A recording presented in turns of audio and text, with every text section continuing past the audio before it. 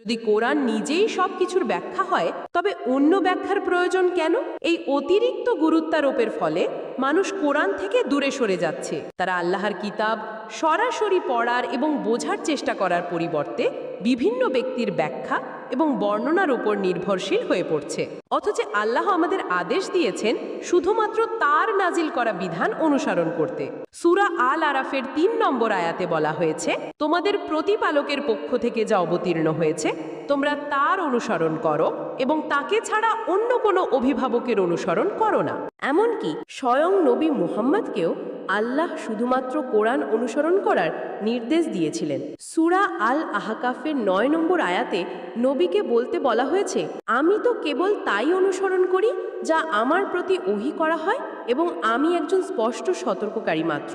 এর মানে হলো নবীর কাজ ছিল কোরআনের বাণী মানুষের কাছে পৌঁছে দেওয়া এবং নিজে তা অনুসরণ করে দেখানো, কোরআনের বাইরে নতুন কোনো ধর্মীয় বিধান তৈরি করা নয়। সুতরাং আমাদের সকলের উচিত সবকিছুর ঊর্ধ্বে কোরআনকে স্থান দেওয়া।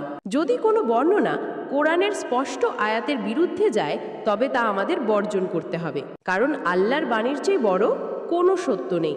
আসুন আমরা সরাসরি কোরআন পড়ি, বুঝি এবং আমাদের জীবনকে সেই অনুযায়ী পরিচালনা করি, কারণ বিভ্রান্তি থেকে মুক্তির একমাত্র পথ হলো আল্লাহর রজ্জু।